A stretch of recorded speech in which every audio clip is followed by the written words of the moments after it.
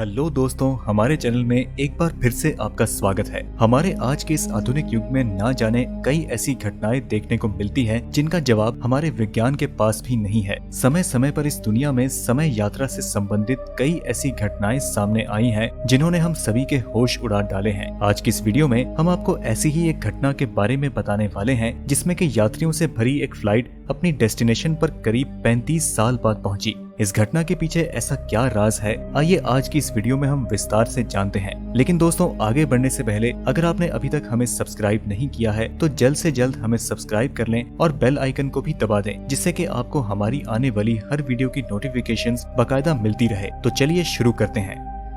ये घटना है 4 सितंबर 1954 की, जब EWA 513 नाम की एक फ्लाइट जर्मनी से ब्राजील के पोर्टो एलेग्रे की तरफ रवाना हुई और उसे अपना सफर पूरा करने में महज 18 घंटे का समय लगा था। लेकिन ऐसा होने की बजाय ये फ्लाइट करीब 35 साल बाद अपनी डेस्टिनेशन पर पहुंची थी और उसके बाद जो नजारा लोगों को देखने को मिला उसे देखकर लोगों के होश उड़ गए। उस फ्लाइट में 92 यात्रियों समेत दोनों पायलट कंकाल बन चुके थे, यानी कि उन सभी की मौत हो चुकी थी। इस घटना को लेकर लोगों के मन में बहुत से सवाल खड़े होने लगे कि आखिर इस विमान के साथ ऐसा क्या हुआ कि इसे अपना सफर पूरा करने में 35 साल का समय लग गया और इसमें सवार उन 92 लोगों के साथ ऐसा क्या हुआ होगा।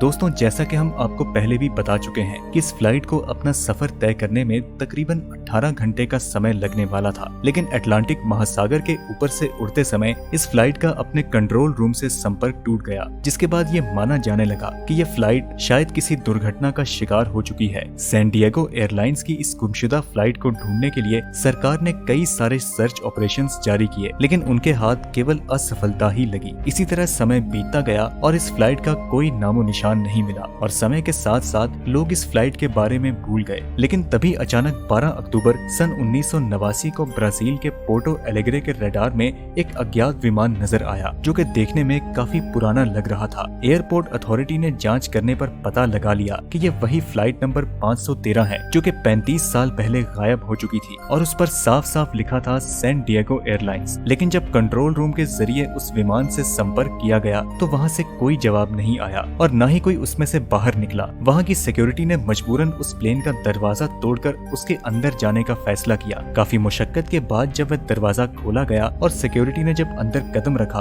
तो वहाँ का नजारा बेहद चौंका देने वाला था, क्योंकि उस प्लेन में सवार सभी लोग कंकाल बन चुके थे। ऐसा लग रहा था कि उन लोगों की मौत कई साल पहले हो चुकी है। ठीक ऐसा ही मंजर पायलट के चैम्बर में भी देखने को मिला, जहाँ पर दोनों पायलट अब कंकाल में तब्दील हो चुके थे, लेकिन उनके हाथ अभी भी नेविगेशन पैनल पर थे। सबसे ज्यादा हैरान करने वाली बात ये थी कि अगर वे दोनों पायलट कंकाल बन चुके थे तो फिर ये विमान पूरी सेफ्टी के साथ कैसे उतरा। ब्राजील की सरकार ने इस घटना की जांच को टॉप सीक्रेट रखा, लेकिन जैसा कि आप जानते हैं कि मीडिया से कोई भी बात ज्यादा देर तक छुपी नहीं रहती। एक आर्टिकल में इस पूरी घटना का जिक्र किया गया, जिसने बहुत सारे मीडिया वालों को और यहाँ तक के पैरानॉर्मल इन्वेस्टिगेटर्स का ध्यान भी अपनी ओर आकर्षित किया। इसके बाद सबसे मशहूर पैरानॉर्मल इन्वेस्टिगेटर डॉक्टर अटेलो ने इस घटना की जांच की, जिसके बाद वे इस नतीजे पर पहुंचे कि ये प्लेन एक टाइम लूप में फंस चुका था, यानी कि ये प्लेन आसमान में अपनी यात्रा के दौरान एक ऐसी जगह पर फंस चुका था जहां पर समय पृथ्वी से कहीं ज्यादा तेज चल रहा था।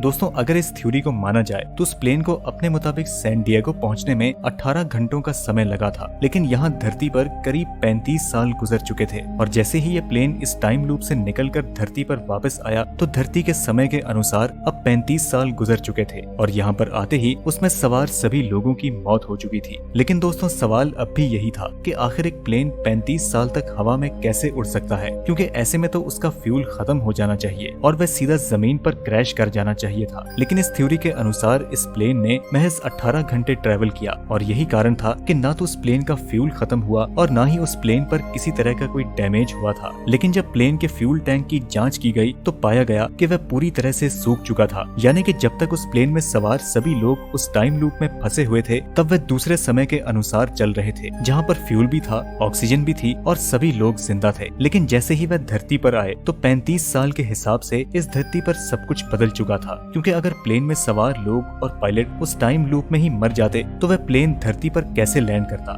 दोस्तों, आज इस घटना को करीब 32 साल साल हो चुके हैं और अगर सरकार इसका पता लगाना चाहे तो कोई ना कोई सबूत जरूर सामने आता। ऐसा संभव है कि ये गुत्थी जरूर सुलझ चुकी होगी और ये भी पता चल चुका होगा कि आखिर ये प्लेन 35 साल तक कहाँ था, लेकिन इसके बारे में कोई भी जानकारी मीडिया में साझा नहीं की गई। लेकिन दोस्तों, आपको क्या लगता है, क्या ये किसी तरह का साइंस एक्सपेरिमेंट था या फिर ये घटना वाकई में किसी टाइम ट्रेवल का सबूत है? जैसा कि आप जानते हैं कि बरमूडा ट्रायंगल हमारी दुनिया की एक ऐसी जगह है जहाँ पर अक्सर ऐसी रहस्यमय घटनाएं सुनने को मिलती हैं। इस जगह पर अक्सर समुद्री और हवाई जहाज गायब हो जाते हैं और उनका कई सालों तक पता नहीं चलता। तो ऐसे में संभव है कि ये विमान 513 भी बरमूडा ट्रायंगल में ही कहीं गायब हुआ होगा।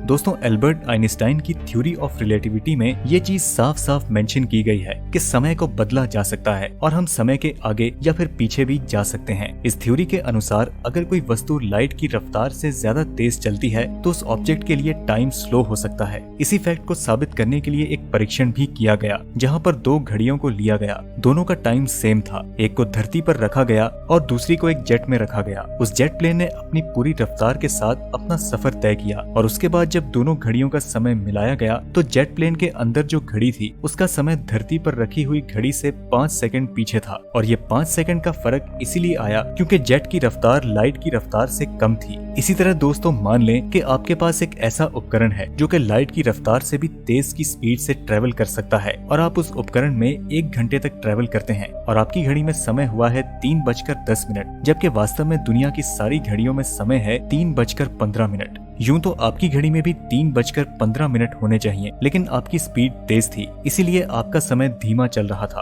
और आप 5 मिनट टाइम में पीछे आ चुके हैं। अब आप वो दुनिया देखेंगे जो कि 3:10 पर थी, जबकि दुनिया 5 मिनट आगे निकल चुकी है और वास्तव में 3:15 हो चुके हैं और सभी चीजें बदल चुकी हैं। जरा सोचें, यही फर्क अगर घंटों या फिर सालों का हो जाए तो इसे टाइम ट्रेवल कहा जाता है। यानी कि दुनिया वास्तव में किसी और समय पर चल रही है लेकिन आप समय में पीछे जा चुके हैं। और जब इसी तरह समय में पीछे जाना पॉसिबल है तो फिर समय में आगे जाना भी पॉसिबल है। दोस्तों, अगर आपको ये वीडियो पसंद आई तो इसे लाइक करें और अपने दोस्तों के साथ ज्यादा से ज्यादा शेयर करें। हम मिलते हैं आपसे अगली वीडियो में, तब तक के लिए नमस्कार।